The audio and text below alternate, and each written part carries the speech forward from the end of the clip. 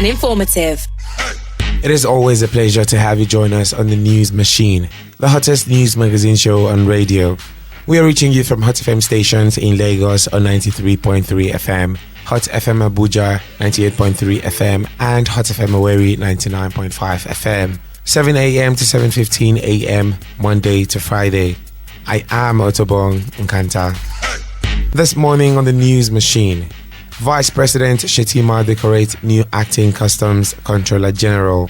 Federal government suspends construction on Lagos-Ibadan Expressway. And Sierra Leone decides 2023 emulates Nigeria's Peter Obi. Sierra Leone party regulations boss tells politicians. We will also be linking up for the voices in the news. The News Machine will be back after these messages.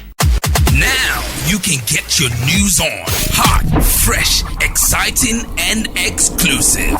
The News Machine. Reaching you at the same time in Lagos, Abuja, and Owerri. 3 states for the price of 1. Monday to Friday, 7 a.m. to 7:15 a.m. The News Machine. More than just news. Hotfm. We are more than just radio. Welcome back to the News Machine. The federal government has suspended construction on the Lagos-Ibadan Expressway. This was according to the Federal Ministry of Works and Housing in a statement by the Federal Controller of Works, Lagos, Olukorede Kesha. Kesha said the action was prompted by a recent heavy traffic flow on the Lagos-Shagamu route in the last couple of days. Due to the recent heavy traffic flow being experienced on the Lagos-Shagamu route in the last couple of days, the inclement weather conditions, the forthcoming Evel Kabe, and the advice of the traffic management team deployed to manage traffic-related issues on the project, construction activities on this ever-busy and very important highway will be suspended from Tuesday 27th of June to Sunday 2nd of July 2023. This is to allow travelers easy passage during the Eid holiday and minimize the discomfort during this very important period. Vice President Kashim Shettima has decorated the new acting Comptroller General of the Nigeria Customs Service. He described the appointment of Adewale Adeniyi by President Bola Tinubu as a morale booster for officers in the service. Shettima stated these in a brief ceremony witnessed by the Chief of Staff to the President, Femi Bajabiamila, at the Presidential Villa, Abuja. The Vice President congratulated Adeniyi for bringing professionalism back to the Nigerian Customs Service, noting that now every customs officer can aspire to occupy the pinnacle of their profession. Speaking to journalists shortly after the decoration ceremony, the new CG expressed gratitude to President Bola Tinubu for appointing a serving officer as the head of the agency, assuring him and Nigerians of a more effective and innovation-driven customs service. Thank you very much. Maybe I should start by expressing profound gratitude to His Excellency the President, Commander-in-Chief of the Armed Forces, President Bola Ahmed Tinubu, and all the people that God has used to make him take this decision. In the last 8 years, Customs has gone through a period of transition. Some progress has been made. We made remarkable progress in e-customs. We made a lot of breakthrough in capacity building, but then Customs can still live to its full potentials, when we bring in some kind of innovations to drive customs operations. So these are the kind of things we'll be looking forward to in the years ahead. And I've gotten the assurance of the President through the Vice President who just did this ceremony. Well, the expectations that we have is that we are going to be professional in our approach. There are a number of partners, stakeholders that we're going to be working with. It's a very onerous task for the customs, but we believe that we will be working alongside other stakeholders, other partners that we have identified who yearn to work with us, who felt that they've not been given enough say in customs matters, customs operations. So we intend to come up with a number of innovations that would help to carry along those stakeholders, those partners. We're going to leverage technology. We're going to try and use those innovative technologies to break new grounds in customs operations. Meanwhile, Adeniyi added that the customs service is going to be professional in its approach while working with key stakeholders to come up with innovations to break new grounds in customs operations. The bodies of 3 medical students who went missing when the boat they were in capsized in Calabar on Saturday have been recovered. The bodies recovered are those of 2 male and a female student. The Cross River State Commissioner of Police, Goyon Grima, disclosed this on Monday in Calabar. He said since the boat accident occurred, the police have been working day and night to rescue the missing student. Grima also commended the locals for their efforts to recover the students' bodies. Some medical students were in Calabar for medical students' games and went on a boat cruise at Marina Resort on Saturday, during which the boat capsized. 11 of the students were rescued while the bodies of the 3 missing students were recovered on Monday. The chairman of the Political Parties Regulations Commission in Sierra Leone, Abdoulaye Bangura, has urged politicians in the country to conduct themselves peacefully by taking a cue from Nigeria's Labour Party presidential candidate Peter Obi. Bangura made this known at a press conference addressed by the Electoral Commission of Sierra Leone, the Office of National Security and the PPRC in Freetown. The Commission, PPRC and ONS addressed the various concerns raised by stakeholders in the elections held on Saturday across the West African country as voters waited for the results of the polls. I have always referred to Peter Obi. When he lost the election, we all know the promise he held when the elections were being conducted, and almost everybody who is anything in Nigeria drew their support. But when the results came out otherwise, he didn't call his supporters to the street to wreck up. He took the legal path, and then by that way he was able to save his country from chaos. So we will encourage all of our politicians to learn from that example. Leadership is about self-restraint, and leadership is about selflessness. So we expect that our politicians will demonstrate this. I mean, the process has been peaceful so far, so let us continue to be peaceful and to promote the interests of our country.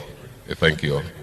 The elections held earlier in the year in Nigeria, Bola Tinubu of the ruling All Progressives Congress garnered 8.79 million votes, putting him ahead of main challenger Atiku Abubakar, who polled 6.98 million.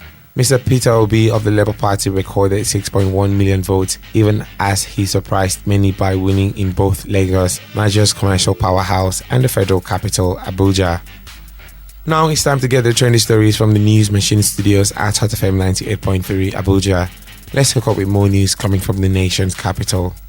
Good morning. Here's the news from Abuja. Federal government has increased the deployment of mini-grids to boost power supply in rural communities and help cushion the effect of the recent removal of subsidy on premium motor spirit, popularly called petrol. It disclosed this in a statement issued in Abuja on Sunday by the Rural Electrification Agency, adding that the mini-grids will provide 24/7 electricity in the communities where they are deployed. The managing director, REA Ahmed Salihijo, who just inspected the 200 kilowatts solar hybrid mini-grid in Danchi Tagi community, Lavun local government area, Niger State, said the facility, just like others, would cut down the volume of PMS purchased by beneficiaries of the communities. He explained that through the Nigeria Electrification Project performance-based grant initiative, over 80 similar mini-grids had been deployed across the country, ensuring equitable access to electricity. Some lawmakers, led by Senator Adamu Alero, said it has come to the notice of the minority political parties in the Senate of an attempt by forces inside and outside the Senate to divide the minority parties and foist a plaint and compromised leadership on them. In a statement, the legislators numbering 8 pledged to work constructively with the new Senate leadership and the executive branch to deliver good governance to the Nigerian people. They advised and cautioned that no member of the 10th National Assembly should aid any group inside or outside the Senate to divide and destabilize the minority parties and the Senate institution. They added that the senators of the minority parties would meet when the Senate reconvenes and in consultation with their respective political parties would select its leaders without undue interference from anti-democratic forces within or outside the Senate. The lawmakers stated that no senator has yet been endorsed or selected for any minority position, as this would await due process as agreed by all minority parties in their last meeting. They warned that any attempt to foist a one-party dictatorship would be resisted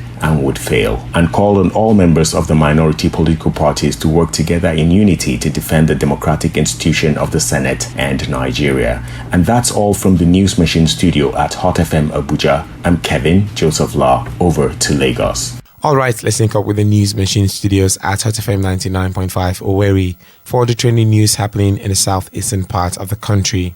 Good morning. No fewer than 50 people have been killed and over 170 houses burnt in renewed onslaught on residents of Izombe in Oguta, Imo State in the last 2 weeks. National President of Ohaneze Youth Council, OYC, Iwayaka, disclosed this at a press briefing in Owerri, the state capital. He said Izombe and other neighboring communities such as Agwa, Ejemkuru, Awa, Akabo, and Obako have been recording incessant security challenges due to the nefarious activities of criminal elements with a code name Umwoma. Ohaneze Ndigbo worldwide leaders have called on the federal government to release the leader of the indigenous people of Biafra, IPOB, Nnamdi Kanu, to restore peace in the southeast region. The call was made during the inauguration of Ohaneze Ndigbo Women and Youth Wings FCT chapter in Abuja. President General of Ohaneze Ndigbo Worldwide, Emmanuel Iwanyanwu, represented by Professor Charles Nwekako, urged President Bola Tinubu to obey the appeal court's judgment which discharged and acquitted Nnamdi Kanu. The Abia State Governor, Dr. Alex Oti, OFR, has directed the payment of fees occurring to all the state-owned nursing midwifery institutions to designated bank accounts. Disclosing this in a statement, Kazie Uko, Chief Press Secretary of the governor, said the general public, especially parents, guardians, and students of all the state-owned nursing midwifery institutions are hereby informed that starting from the 27th of June 2023, all fees must be paid through the bank to a designated account that will be found in the acting principal's office of each institute. Ebonyi State government said Governor Francis Nwifuru has never planned to bribe either directly or by proxy any member of the judiciary or its representative to bend the course of justice. Briefing journalists in Abakaliki, the Commissioner for Information and State Orientation, Jude Okpo, described as mischievous and false the allegations by the President, Association of Ebonyi Indigenous Socio-Cultural in Diaspora, Ambassador Pascal Oluchukwu, that the state government plans to bribe the State Election Petition Tribunal with the sum of 1 billion naira. That's all from the News Machine studio at Hotfm Owerri. Back to our Lagos studio.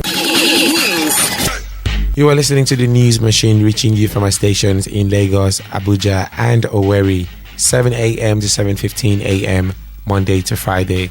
Let's hear what correspondent Nessa Sani has for us on Voices in the News. Isa Patanmi, former Minister of Communications and Digital Economy, on the legacy of the government of Muhammadu Buhari. When it comes to revenue generation, what we inherited in the sector, the average revenue being generated was 51 billion naira quarterly. But what we have left behind, the sector is currently contributing approximately 408 billion naira, an increase of 594% from what we inherited. So this is another positive legacy. Indeed. And on the foreign scene, US President Joe Biden said the one-day mutiny by Russian mercenaries against the Kremlin is part of a struggle within the Russian system, and the United States and its allies were not involved in it. However, in his first public comment since ending the mutiny by his Wagner Group fighters, Russian mercenary leader Yevgeny Prigozhin says he did not intend to overthrow the government in Moscow. And I'll bring you sports stories. Manchester City are working to sign RB Leipzig's Josko Vadoil, but the German club want at least 100 million euros for the Croatian defender. This is coming as City boss Pep Guardiola says he is a big admirer of the 21-year-old centre-back who starred at the World Cup last year. And that's all we have for you on today's package of the News Machine. Thank you for listening and do have a lovely day ahead. Good morning.